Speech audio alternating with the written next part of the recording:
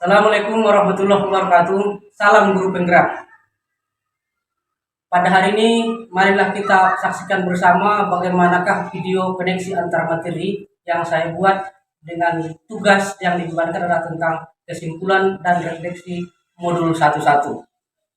Maka untuk itu terlebih dahulu kami memperkenalkan diri dulu. Nama saya adalah Ahmad Imadi Batubara, calon guru penggerak angkatan ke-7, Kabupaten Mandailing Natal, Provinsi Sumatera Utara, asal sekolah SMK Negeri 1 Panyabungan. Pendidik itu seharusnya adalah memanusiakan manusia.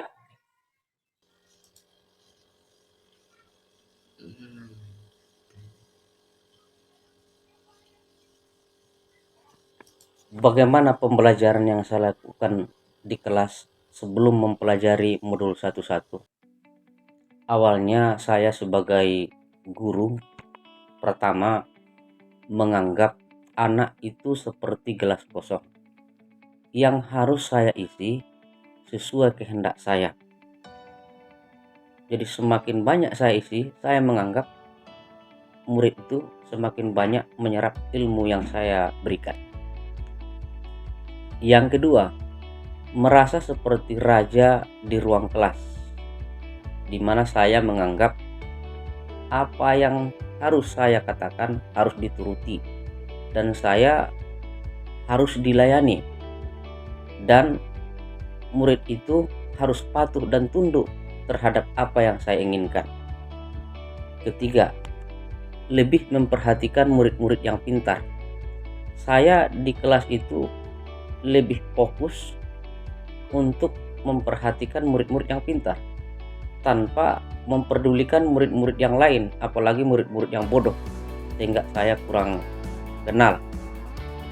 Yang keempat, kurang memperhatikan aspek karakter karena saya terlalu fokus dalam pemberian ilmu atau kognitif kepada murid-murid, sehingga aspek karakter itu saya anggap adalah tidak perlu. Yang lebih penting adalah aspek pengetahuan dan aspek keterampilan. Yang kelima, mendominasi kelas sehingga siswa kurang saya libatkan dalam pembelajaran. Pertanyaan kedua, setelah mengikuti pendidikan calon guru penggerak angkatan 7 pada modul 11,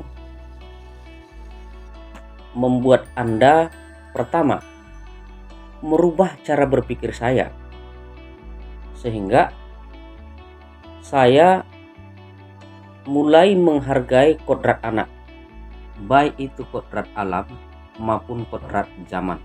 Kedua kodrat ini sudah mulai saya hargai, sehingga potensi yang ada pada anak sudah saya buat jadi pengembangan utama saya. Kedua, pendidik harus menuntun, bukan menuntut.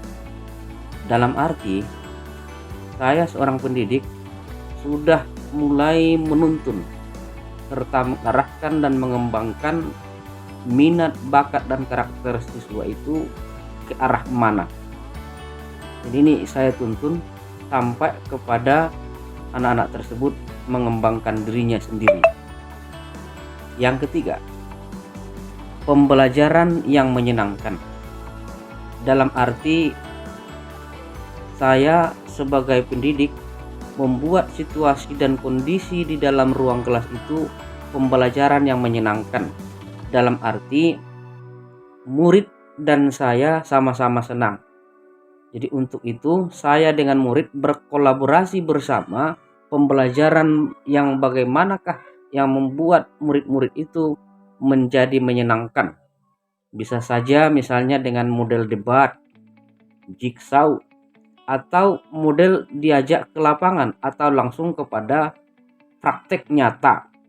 Nah, ini yang kami lakukan setelah berubah cara berpikir saya.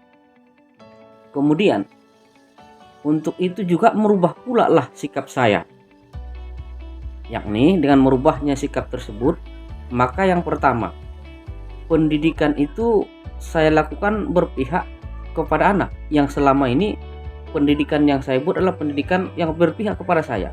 Ini menjadi pendidikan yang berpihak kepada anak, sehingga anak jadi subjek utama saya. Kedua, pengembangan budi pekerti. Budi pekerti di dalam pendidikan itu merupakan hal utama dan hal pokok untuk pengembangan pendidikan itu sendiri. Jadi budi pekerti adalah ujung tombak pendidikan itu sendiri. Yang ketiga, menuntun bukan menuntut. Dalam arti saya menuntun murid-murid itu ke arah minat bakat mereka. Soal ketiga yang saya terapkan di kelas agar lebih baik di dalam mencerminkan pemikiran Ki Hajar Dewantara adalah: pertama, menjadi teladan bagi anak. Dalam arti tingkah laku saya dan ucapan saya harus menjadi contoh kepada anak.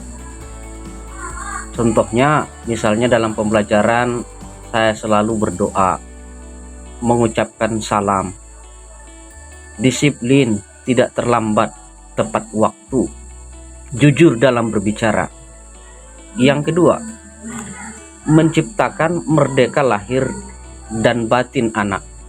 Dalam arti saya menerapkan kemerdekaan belajar kepada anak itu, baik itu kemerdekaan dalam lahir beliau maupun batiniahnya. Keduanya bersinergi sehingga tercipta kemerdekaan yang hakiki tanpa intervensi dari saya, berkembang sesuai dengan minat bakat masing-masing anak. Yang ketiga, mengakomodasi karakter, minat dan bakat anak. Jadi saya mengakomodasi seluruh karakter minat bakat anak itu di dalam pembelajaran, di dalam ruangan kelas, sehingga tercipta karakter yang berkembang sesuai kehendak mereka. Yang keempat, berkolaborasi dengan murid. Dalam arti dalam pembelajaran, saya selalu berusaha berkolaborasi dengan murid. Pembelajaran seperti apakah yang mereka inginkan, sehingga tercipta suatu kesimpulan bagaimana yang mereka inginkan agar pembelajaran itu menyenangkan.